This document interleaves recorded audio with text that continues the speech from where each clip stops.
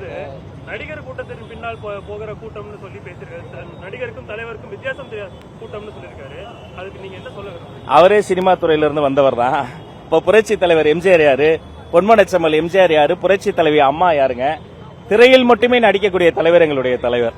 வேளாண்துறை அமைச்சர் பட்ஜெட் நகலை கொண்டு போய் திருப்பதியில வழிபட்டு வந்திருக்காரு. அதுக்கு இந்திய கம்யூனிஸ்ட் வந்து கண்டனம் தெரிவிச்சிருக்காங்க. இதற்கு முன்பு அண்ணாரி வலயத்தில் அல்ல, கலைஞர் ஐயாவினுடைய அந்த ஒரு சமாதியிலேயே வைத்து அவர்கள் வந்து வழிபட்டு வந்தாங்க.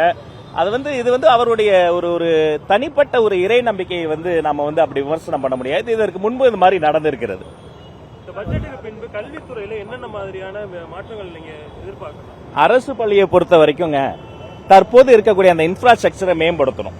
கல்வித்துறையை நாம் மூன்றா பிரித்து பார்க்கிறோம். அதில் இருக்கக்கூடிய சிக்கல்களை: 1 மாணவர்கள், 2 ஆசிரியர்கள், 3 பள்ளிக்கூடங்கள். முதல்ல மாணவர்களுக்கு என்ன பிரச்சனை? ஊட்டச்சத்து பிரச்சனை.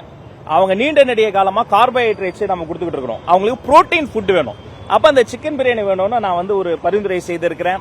நல்ல பாதுகாப்பு வேணும். அதற்கு நல்ல சீருடை வேணும், தரமான சீருடை வேணும். இப்ப எங்க அண்ணன், எங்க அப்பாங்க காலத்துல இவங்கெல்லாம் இருக்கிறாங்க. அவங்க காலத்துல இருந்து இப்ப என்னுடைய காலம் வரைக்கும் அது ஒரு போர் அடிக்கக்கூடிய, பாதுகாப்பை முழுமையா உறுதிப்படுத்தாத ஒரு சீருடையாக இன்னும் மேம்படுத்தணும். அந்த சீருடையினுடைய பட்டன் போற டைப்பா இருக்கு. யோசிச்சு பாருங்க, ஒரு ஸ்கர்ட்டை போட்டுக்கிட்டு என்னுடைய மாணவி சறுக்கு மரத்துல விளையாடுறது சுலபமா இருக்குமா?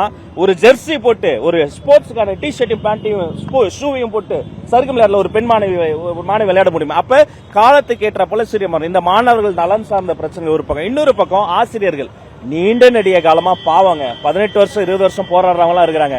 என்கிட்ட மனு தராங்க. எனக்கு வேதனையா இருக்கு. என்னங்க 20 வருஷமா இந்த பிரச்சனை தீரலன்னு கேட்கும்போது தீர்க்க யாருமே முன் வரல. அப்ப அந்த ஆல் யூனிட் மீட்டிங் வச்சு அதெல்லாம் நான் ஆவணப்படுத்தி இருக்கிறேன். 3வது இன்ஃப்ராஸ்ட்ரக்சர், பள்ளிக்கூடங்கள். அங்க கழிப்பறைகள் கட்டி கொடுக்கிறோம், ஆனா அது மெயின்டெனன்ஸ் பண்றதுக்கு ஆளே கிடையாது. அங்க வகுப்பறைகள் கட்டி தராங்க, ஆனா உலகத்துக்கு ஏற்ற மாதிரி ஸ்மார்ட்டா மாறல. அப்ப இந்த மூன்றையும் அடுத்தடுத்து வரக்கூடிய இடங்கள்ல, அடுத்தடுத்து வரக்கூடிய மாதங்கள்ல பகுப்பாய்வு செய்து சீராய்வு செய்து மேம்படுத்தணும். குறிப்பாக மாணவர்களுக்கு மருத்துவ பரிசோதனைகளை நாங்க முன்னெடுக்க போறோம். ஒரு டென்டல் செக்அப் பண்ணுகிற போது அந்த குழந்தைக்கு பல் எப்படி இருக்கு, சொத்த பல் இருக்கானு தெரியும். அந்த குழந்தை வேற ஏதாவது போதைப் பொருளை பயன்படுத்தினா அதோட செடிமெண்ட்ல தெரியும். பாக்கிக்கு யாராவது இன்ஃபுளுன்ஸ் குழந்தைக்கு கொடுத்திருந்தாங்கன்னா அதோடைய அந்த வாசத்துல தெரியும். கஷ்டமா ரொம்ப மோசமான அந்த சப்ஸ்டன்ஸ் யூஸ் பண்ணியிருந்தா கூட அதோட செடிமெண்ட்ஸ்ல கண்டுபிடிச்சிட முடியும். அப்ப பீரியாடிக்கலான அந்த மருத்துவ பரிசோதனை மூலமாக நான் குழந்தைய ஒரு விக்டிமா தான் பார்ப்பேன். தவறான பாதையில ஒரு குழந்தை போறான், வன்முறையின் பாதையில போறானா அவனை நான் வில்லனைஸ் பண்ண மாட்டேன். யாரும் இன்ஃபுளுன்ஸ் பண்ணி இப்படி பண்றாங்க. அப்ப அந்த குழந்தைகளுக்கான மருத்துவ பரிசோதனை, உளவியல் பரிசோதனையும் முன்னெடுப்பதற்கான முயற்சிகள் தொடங்குது.